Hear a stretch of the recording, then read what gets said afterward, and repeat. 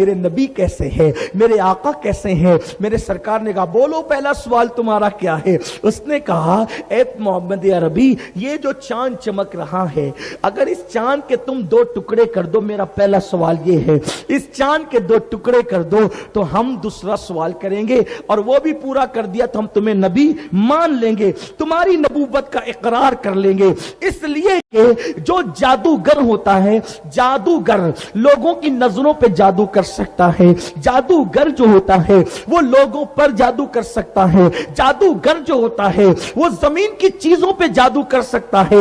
لیکن کتنا بھی بڑا جادوگر ہوگا, جادو کسی کا آسمان پر اثر نہیں کر سکتا, آسمان کی چیزوں پہ اثر نہیں کر سکتا. تو اگر تم نبی ہو تو چاند کے 2 ٹکڑے کر کے دکھاؤ. میرے نبی نے مسکرایا اور کوئی توقف نہیں کیا. حضور نے کوئی رکے نہیں, بلکہ حضور جو ہے پہاڑ پر چڑھے. اس پہاڑ کا نام جبل ابو قبیس ہے. ابو جہل دل میں خوش ہو رہا تھا, اتنا مشکل سوال کر دیا, کتنا ہوشیار ہے میرا دوست حبیب یمنی, کتنا ہوشیار ہے کہ اتنا مشکل سوال کیا. ابھی محمد چپ ہو جائیں گے. حضور مسکرائے, جبل ابو قبیس پہ کھڑے ہوئے. مکے کے سارے لوگوں کی نظریں چاند کی طرف ہوئی. میرے نبی نے اشارہ کیا. کیا بات ہے, سبحان اللہ سبحان اللہ. یہ حضور کے ہاتھ کا معجزہ کوتا, حضور کے ہاتھ کا, یہ آج کی نشست کا ہے. حضور کے یہ آج کی, ورنہ حضور کے ہاتھ کے معجزات گناؤں رات ختم ہوگی, بات ختم نہیں ہوگی. چوتھا معجزہ, اشارہ کیا, انگلی کا اشارہ کیا, چاند ٹکڑے ہو گیا. راوی کہتے ہیں چاند کا ایک حصہ جبل ابو قبیس کے ادھر دکھتا تھا. ایسا نہیں جو کیلنڈروں میں اور تصویروں میں بتایا جاتا ہے کہ بس اتنا نہیں کیا.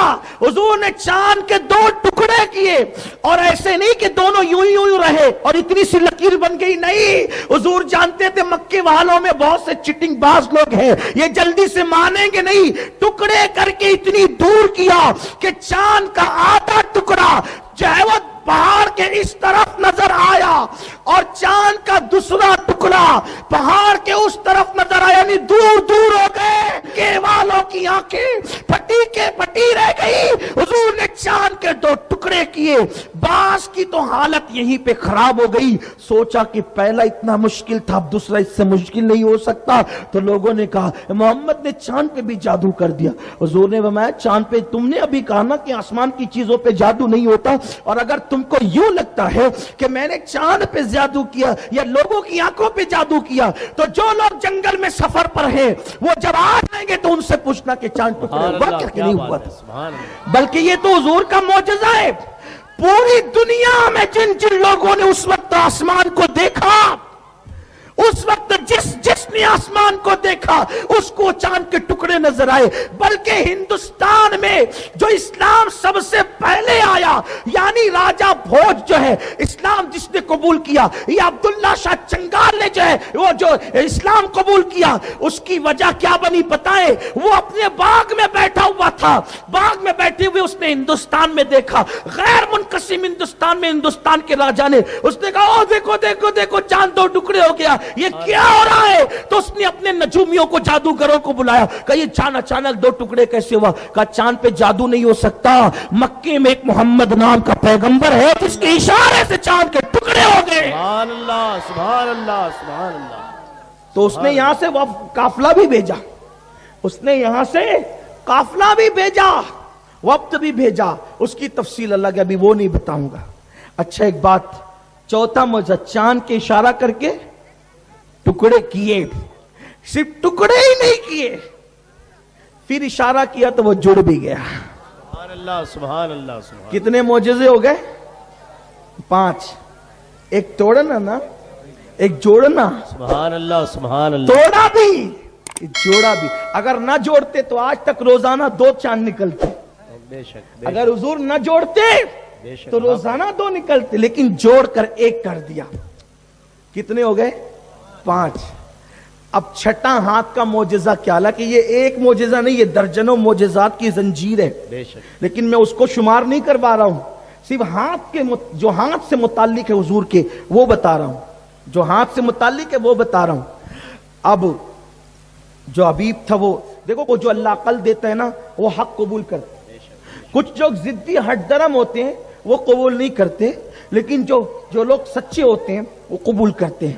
حبیب نے دیکھا نا کہ ایک میرا سوال پورا ہو گیا، اب تو دھیان دیجئے میرے بچوں اے بیٹا چپ رہو تھوڑا سا۔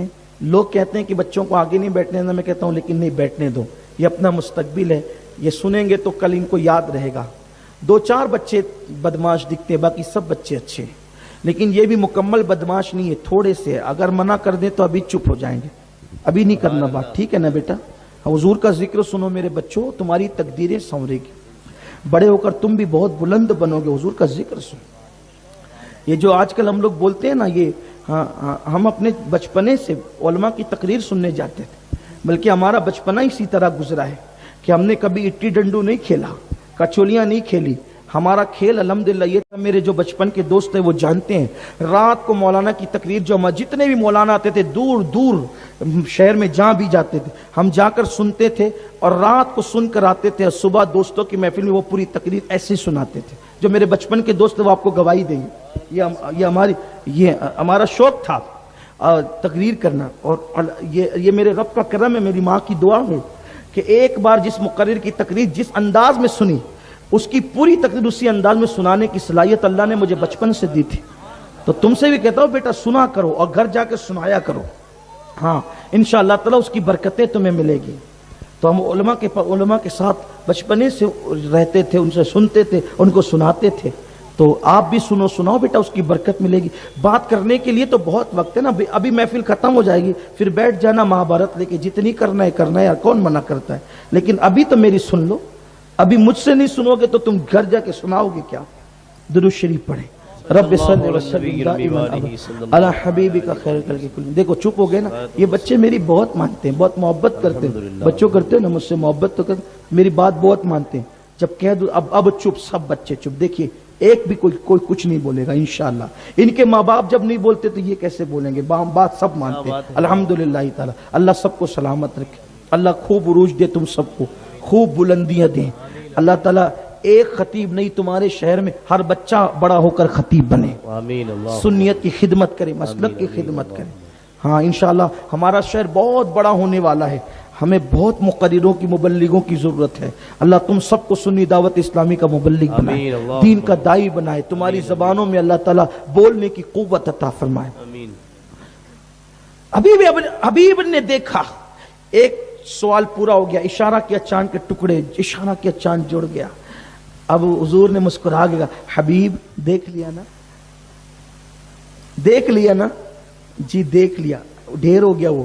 حضور نے کہا اب دوسرا سوال تو کرے گا کہ میں خود بتاؤں؟ کیا بات ہے، سبحان اللہ سبحان اللہ سبحان اللہ۔ دوسرا سوال تو کرے گا کہ میں خود بتاؤں؟ حضور دلوں کے حالات جانتے ہیں، بے شک حضور دلوں کی کیفیت جانتے ہیں۔ حبیب نے کہا اگر آپ ہی بتا دیں تو بڑا احسان ہوگا۔ کہا تیرا سوال بھی بتاتا ہوں، اب جواب بھی دیتا ہوں۔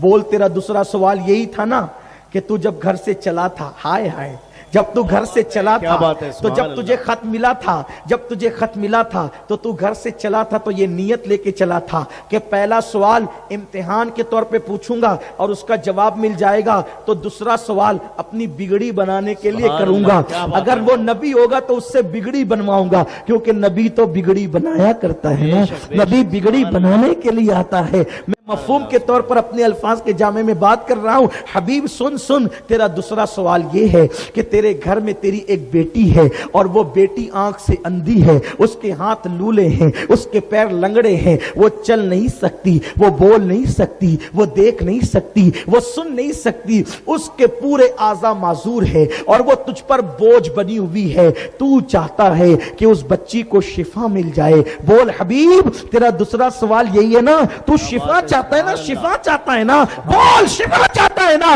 اس کی آنکھوں میں آنسو آ گئے۔ ہاں حضور نے کہا بول لا الہ الا اللہ محمد الرسول اللہ، کلمہ پڑھ، مجھے نبی مسلمان مسلمان ہو جا اور جا، تیری بیٹی کو شفا مل جائے گی، سبحان اللہ سبحان اللہ.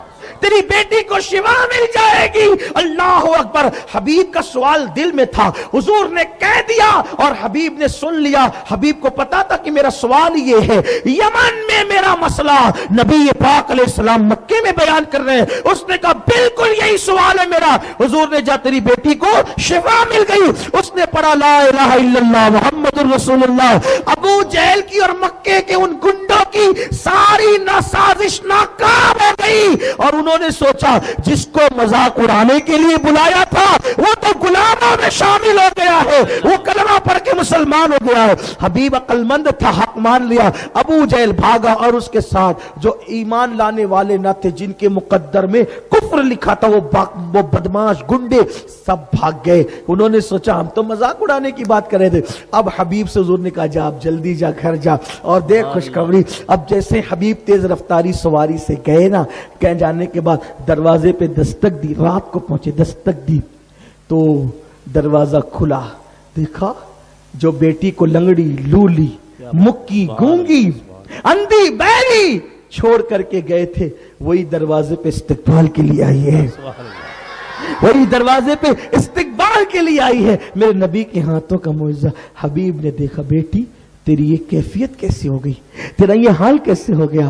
حبیب کی بیٹی نے کہا ابا جان آپ جب مکے گئے تھے نا تو ایک رات ایسا ہوا تھا، میں پڑی تھی، سوتی پڑی تھی، ایسے میں ایک نورانی چہرے والا، کالی کالی زلفوں والا، مستانی اکھیوں والا، جس کے وجود ناز سے خوشبو کی لپیٹیں اٹھ رہی تھی، وہ آیا اور میرے بستر پہ کھڑا ہو گیا. اس کے آنے سے میرا کمرہ معطر ہو گیا، میرا کمرہ روشنی سے منور ہو گیا اور آ کر کے کہتا ہے بیٹی میں وہاں تیرے باپ کو کلمہ پڑھا رہا ہوں، تو یہاں کلمہ پڑھ لے اور تیری بیماری دور ہو جائے گی. وہ آیا اور اس نے اپنا ہاتھ میرے جسم پر لگایا.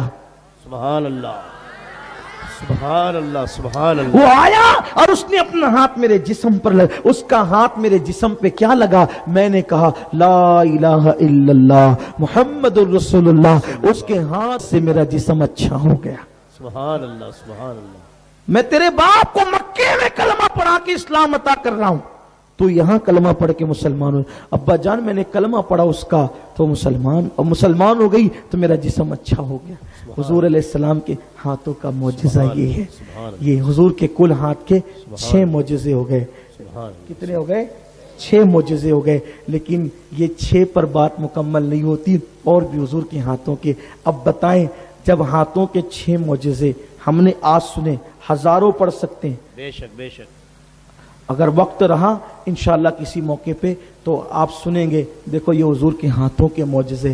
حضور کے ہاتھ تو اپنی طرح بظاہر ہیں، لیکن حضور علیہ بلکہ ظاہر میں بھی اپنی طرح نہیں ہیں، کیونکہ ان کے ہاتھ بہت خوبصورت تھے، بہت خوبصورت تھے.